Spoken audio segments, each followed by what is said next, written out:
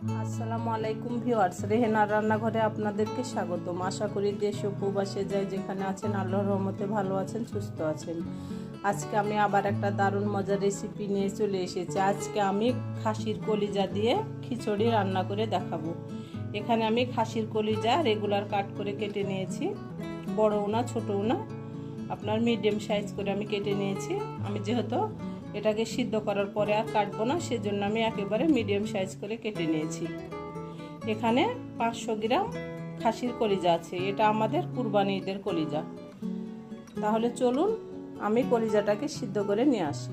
চুলায় আমি হাঁড়ি বসিয়ে দিয়েছি, আমি গ্যাসটা অন করে দিয়েছি। এবার আমি দিয়ে দেবো ডাউল। এখানে আমি মুগ ডাউল দিয়ে দিলাম। এখানে 1 কাপ মুগ ডাউল আছে। মুগ ডাউলটাকে আমি হালকা করে ভেজে নেব। এটার একটা যখন সুন্দর ঘ্রাণ বের হবে তখন আমি মুগ ডাউলটাকে নামিয়ে নেব। মুগ ডাউলটাকে আমি ভেজে নিয়ে আমি ফিরে আসছি। ডাউলটা আমার ভাজা হয়ে গেছে, আমি এবার ডাউলটাকে নামিয়ে নেব। ডাউলটা আমি পানির মধ্যে দিয়ে দেবো গরম অবস্থায়। আমি গরম অবস্থায় পানির মধ্যে আমি দিয়ে দিলাম। এবার এটাকে আমি এক সাইডে রেখে দেব। গ্যাসটা আমি অন করে দিয়েছি, আমি হাঁড়িতে আমি পানি দিয়ে দিয়েছি। এবার আমি দিয়ে দেব কলিজাগুলোকে আমি ভালো করে সিদ্ধ করে নেব। এখানে খাসির কলিজা আছে হাফ কেজি বা 500 গ্রাম। কলিজাগুলোকে 4 থেকে 5 মিনিট সিদ্ধ করে নিতে হবে। এটা বেশি সিদ্ধ করা যাবে না, তাহলে কলিজাটা শক্ত হয়ে যাবে। আমি 4-5 মিনিট কলিজাটাকে সিদ্ধ করে নিয়ে আমি ফিরে আসছি ঢাকনা দিয়ে ঢেকে। এবার ঢাকনাটা উঠিয়ে নেব। দেখুন কলিজাগুলা থেকে আমার কিভাবে ময়লা বের হচ্ছে। আমি কলিজাগুলাকে 4 থেকে 5 মিনিট আমি সিদ্ধ করে নিয়েছি। আমার কলিজাগুলা খুব ভালোভাবে সিদ্ধ হয়ে গেছে। এটা বেশি সিদ্ধ করলে এটা শক্ত হয়ে যাবে। আমি এবার গ্যাসটা অফ করে আমি কলিজাগুলাকে আমি পরিষ্কার করে ধুয়ে নেব। কলিজাগুলোকে আমি পরিষ্কার করে ধুয়ে নিয়ে আমি ফিরে আসি। গ্যাসটা আমি অন করে দিয়েছি, চুলায় আমি হাঁড়ি বসিয়ে দিয়েছি। এবার আমি দিয়ে দেবো তেল। এখানে আমি দিয়ে দেবো রেগুলার তেল, সয়াবিন তেল। আমি এখানে 1 কাপ তেল দিয়ে দিলাম। এখানে আমি দিয়ে দেবো 2টা তেজপাতা, লং 4টে, সাদা এলাচ 4টে, দারুচিনি 3 টুকরা, গোলমরিচ 8-10টা, কালো এলাচ 1টা। আমি এবার এটার একটা 20-25 সেকেন্ড তেলে আমি এটার একটা ফোড়ন তুলে নিব। আমার এটার 20-25 সেকেন্ড তেলে আমার একটা ফোড়ন উঠে গেছে। আমি এবার দিয়ে দেবো পেঁয়াজ। এখানে আমি অর্ধেক পেঁয়াজ দিয়ে দেবো। কলিজার জন্য অর্ধেক দিলাম আর অর্ধেক আমি খিচুড়ির জন্য রেখে দিলাম। আমি এবার পেঁয়াজটাকে ব্রাউন কালার করে ভেজে নেব। পেঁয়াজটা আমার হালকা সোনালি হয়ে গেছে। দেখুন, এটা বেরেস্তা করার কোনো প্রয়োজন নাই, এটা হালকা সোনালি হলেই হবে। আমি এবার মশলাগুলো দিয়ে দেবো। আমি এখানে দিয়ে দেবো আদা বাটা 1 চামচ, রসুন বাটা 1 চামচ। যেহেতু আমার হাফ কেজি কলিজা, আমার মশলার পরিমাণও অল্প। আমি দিয়ে দেবো স্বাদ অনুযায়ী লবণ। আমি এবার আদা রসুনের যে একটা কাঁচা গন্ধ আছে, আদা রসুনটাকে আমি 20 থেকে 25 সেকেন্ড আমি ভেজে নেব। তাহলে আদা রসুনের যে একটা কাঁচা গন্ধ আছে সেটা চলে যাবে এবং যে কোনো রেসিপি খেতে অসম্ভব মজা হবে। আমি এবার গুঁড়া মশলাগুলো দিয়ে দেবো। এখানে আছে হলুদের গুঁড়া 1 চামচ, ধনিয়ার গুঁড়া 1 চামচ, মরিচের গুঁড়া 1 চামচ, জিরার গুঁড়া 1 চামচ। আমি মশলাগুলো দিয়ে দিলাম। আমি অল্প করে পানি দিয়ে দেবো, গুঁড়া মশলাগুলো যেন পুড়ে না যায়। আমি এবার মশলাগুলোকে 2 থেকে 3 মিনিট আমি ভালো করে কষিয়ে নেব। গুঁড়া মশলা দেওয়ার পরে অবশ্যই 2 থেকে 3 মিনিট ভালো করে কষিয়ে নেওয়ার চেষ্টা করবেন, তাহলে যে কোনো তরকারি হোক, যে কোনো খিচুড়ি, মাংস যাই হোক, খেতে খুব অসম্ভব মজা হবে। আপনি যতই তেল দেন, মশলা দেন, আপনি মশলা কষাবেন না, আপনার তরকারির স্বাদ আসবে না। আপনি যদি মশলাটা ভালোভাবে কষিয়ে নেন 2 থেকে 3 মিনিট, তাহলে আপনার যে কোনো রেসিপির আপনার অসম্ভব একটা টেস্ট আসবে।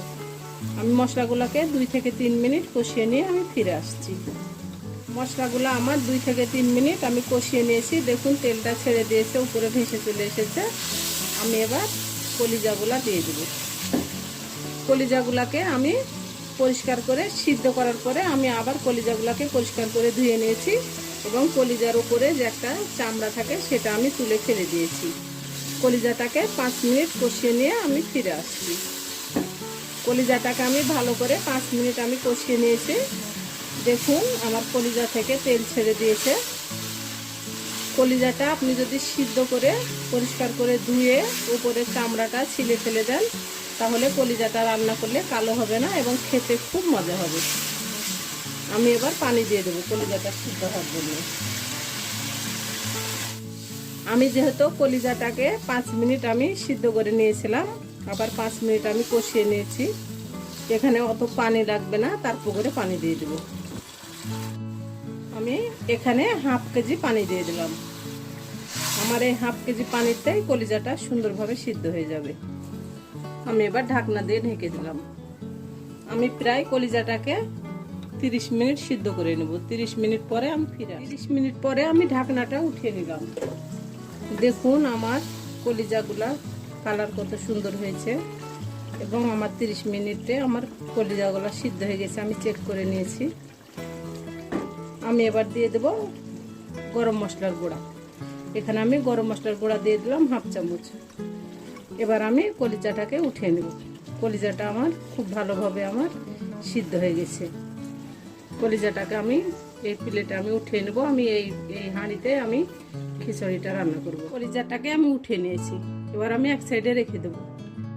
আমি এবার দিয়ে দেবো এখানে তেল, রেগুলার তেল, সয়াবিন তেল। আমি এখানে দিয়ে দিলাম তেল। আমি এখানে প্রায় হাফ কাপ তেল দিয়ে দিলাম। আমি এখানে দিয়ে দেবো 2টা তেজপাতা, যেভাবে আমি ছিঁড়ে নিয়েছি আমি দিয়ে দিলাম। 2টা দারুচিনি, 4টা সাদা এলাচ। আমি এবার এটার একটা ফোড়ন উঠিয়ে নেব। আমি দিয়ে দেবো পেঁয়াজ কুচি। আমি এবার পেঁয়াজটাকে ব্রাউন কালার করে ভেজে নেব। পেঁয়াজটাকে আমি ব্রাউন কালার করে ভেজে নিয়ে আমি ফিরে আসছি। পেঁয়াজটা আমার হালকা সোনালি হয়ে গেছে। দেখুন এবার আমি দিয়ে দেবো 1 চামচ আদা বাটা, 1 চামচ রসুন বাটা। দিয়ে দেবো স্বাদ অনুযায়ী লবণ। আমরা কলিজাতে লবণ ব্যবহার করেছি। এখানে আমরা খিচুড়ির জন্য যা লবণের প্রয়োজন আমরা সে লবণ দিয়ে দিলাম। আমি আবার পরে চেক করে যদি লবণ লাগে তাহলে আমি দিব লবণ। এবার আমি আদা রসুনটাকে 20-25 সেকেন্ড আমি ভেজে নেব। আদা রসুনের যে একটা কাঁচা গন্ধ আছে তাহলে সেটা চলে যাবে। আমি দিয়ে দেবো অল্প করে পানি, গুঁড়া মশলাগুলো যেন পুড়ে না যায়, তার আমি গুঁড়া মশলাগুলো দিয়ে দেবো। এখানে আছে 1 চামচ ধনিয়ার গুঁড়া, 1 চামচ মরিচের গুঁড়া, 1 চামচ জিরার গুঁড়া, হাফ চামচ হলুদের গুঁড়া। হলুদের কোনো কাজ নাই, হলুদটা শুধু আপনার কালার আসার জন্যে, সেজন্য আমি হাফ চামচ ব্যবহার করলাম। যেহেতু খিচুড়িতে অল্প হলুদ দিলেই খেতে বেশি ভালো লাগে, আর খিচুড়িতে বেশি হলুদ দিলে হলুদের কালারটা হয়ে যায়, খিচুড়িটা খেতে অত ভালো লাগে না। আমি এবার মশলাটাকে 2 থেকে 3 মিনিট আমি কষিয়ে নিয়ে আমি ফিরে আসছি। মশলাটা আমি 2 থেকে 3 মিনিট আমি কষিয়ে নিয়েছি। দেখুন আমার মশলা থেকে তেল ছেড়ে দিয়েছে। এবার আমি চাউলগুলা দিয়ে দেব। এখানে আমি মসুরের ডাউল আর মুগ ডাউল ব্যবহার করেছি, আর চিনি গুঁড়ার আতপ চাউল। আপনারা চাইলে ভাতের চাউলও ব্যবহার করতে পারেন, তবে ভুনা খিচুড়ির জন্য চিনি গুঁড়ার চাউলটা ব্যবহার করলে খিচুড়িটা বেশি খেতে মজা লাগে। আমি এবার চাউলগুলা দিয়ে দিলাম। আমি চাউলগুলাকে 20 মিনিট ভিজিয়ে রেখেছিলাম, তারপরে আমি চাউলগুলা দিয়ে দিয়েছি। চাউলগুলা 20 মিনিট ভিজিয়ে রেখে যদি দেওয়া যায় তাহলে খিচুড়িটা ঝরঝরা হয় এবং খিচুড়িটা খুব ভালো হয়। চাউলটাকে এবার আমি ভালো করে 8 থেকে 10 মিনিট আমি ভেজে নেব। চাউলটা যখন একটা শন শন শব্দ হবে তখন আপনাকে বুঝে নিতে হবে চাউলটা ভাজা হয়ে গেছে। আমি চাউলটাকে ভালো করে ভেজে নিয়ে আমি ফিরে আসছি। আমি এই কাপের 4 কাপ চাউল দিয়েছি আর 2 কাপ ডাউল দিয়েছি। আমি এখানে 10 কাপ আমি পানি দেব। পানিটা অবশ্যই ফুটান্ত গরম পানি হতে হবে। আমি পানিটা এপাশে আমি ফুটাতে দিয়ে দিয়েছিলাম, পানিটা দিয়ে দিলাম। আমি এবার ঢাকনা দিয়ে ঢেকে ভালো করে নেড়ে চেড়ে আমি এটাকে একেবারে রান্না করে আমি ফিরে আসব। আমি এর মাঝে আমি 2-1 বার নেড়ে চেড়ে দিব ঢাকনাটা উঠিয়ে। এবার আমি ঢাকনাটা উঠিয়ে নেব। দেখুন আমার খিচুড়িটা হয়ে গেছে, আমার চাউলটাও সিদ্ধ হয়ে গেছে, ডাউলটাও সিদ্ধ হয়ে গেছে। আমি 2 রকম ডাউল দিয়ে করলাম, মসুরের ডাউল আর মুগ ডাউল। আপনারা চাইলে শুধু মুগ ডাউল দিয়েও করতে পারেন, আবার শুধু মসুর ডাউল দিয়েও করতে পারেন। আমি এবার এখানে দিয়ে দেবো কলিজাগুলো আমি দিয়ে দিলাম। আমি এবার ভালো করে নেড়ে চেড়ে দেব। আমি খাসির কলিজা দিয়ে করলাম, আপনারা গরু, মহিষ, ভেড়া যে কোনো কলিজা দিয়ে করতে পারেন। আমি খিচুড়িটা যেভাবে করলাম আপনারা একবার হলো আমার মতো করে রান্না করে খেয়ে দেখুন। এটা অসম্ভব একটা মজার খিচুড়ি। আমি চিনি গুঁড়ার আতপ চাউল দিয়ে করলাম, আপনারা চাইলে ভাতের চাউল দিয়েও করতে পারেন। আমি এবার দিয়ে দেবো 8-10টি কাঁচা মরিচ। এটাতে ঝাল হবে না, এটা একটা ফ্লেভার সুন্দর করবে।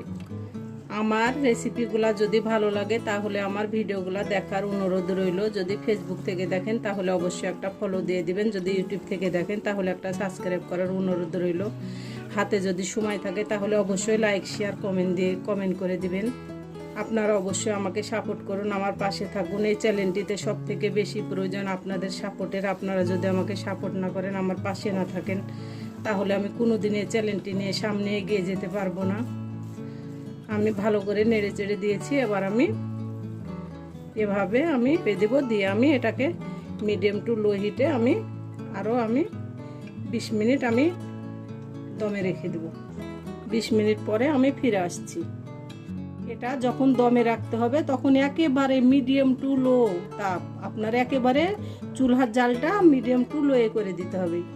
দেখুন আমার খিচুড়িটা কত ঝরঝরা হয়েছে, কত সুন্দর হয়েছে, একেবারে ঝরঝরা খিচুড়ি হয়েছে। আতপ চাউলের জন্য 1 কাপ চাউলের জন্য 1.5 কাপ পানি ব্যবহার করলে ঠিক আছে। আমার নিচেও ধরে যায়নি, পোড়া লাগেনি। ঘিটা দিলে শাহি শাহি একটা ফ্লেভার আসে, খেতে খুব মজা লাগে। ঘিটা এমনিতেই উপর থেকে দিলে গলে যাবে। আমার এখানে প্রায় 2 চামচই ঘি হয়ে যাবে। আমি 2 চামচ ঘি দিয়ে দিলাম। ঘিটা আমি উপর থেকে ছড়িয়ে দিলাম, ঘিটা এমনিতেই গলে যাবে। আমি এবার আবারও ভালো করে নেড়ে চেড়ে দেব, দিয়ে আমি এটাকে আরও 5 মিনিট আমি দমে রেখে দেব। আমি চুলার উপরে 5 মিনিট রেখে দেব, গ্যাসটা অফ করে। খুব সুন্দর একটা সেন্ট বেরিয়েছে, আমি আপনাদেরকে বলে বোঝাতে পারবো না। এটা আপনারা রান্না করে না খাওয়া পর্যন্ত বুঝতে পারবেন না। 5 মিনিট পরে আমি আপনাদেরকে পরিবেশন করে দেখাচ্ছি। 5 মিনিট পরে আমি ঢাকনাটা উঠিয়ে নিলাম। এবার আমি আবার একটু ভালো করে নেড়ে চেড়ে দেব। আমি 5 মিনিট চুলার জালটা বন্ধ করে আমি দমে রেখেছিলাম ঘিটা দেওয়ার পরে। ঘিটা দিলে কি হয়, একটা শাহি শাহি ফ্লেভার আসে। আমি এবার পরিবেশন করে নেব। এবার পরিবেশন করার পালা। আমি আপনাদেরকে পরিবেশন করে দেখাচ্ছি। হয়ে গেছে আমার পরিবেশন করা। আশা করি আমার রেসিপিটা অবশ্যই ভালো লাগবে। যদি ভালো লাগে তাহলে আমার চ্যানেলটিতে লাইক কমেন্ট শেয়ার করতে ভুলবেন না। বেশি বেশি করে সাবস্ক্রাইব করার অনুরোধ রইল। তাহলে আজকের মতো এখানে বিদায়, আবার অন্য কোনো রেসিপি নিয়ে আসবো। সবাই ভালো থাকবেন। আল্লাহ হাফিজ।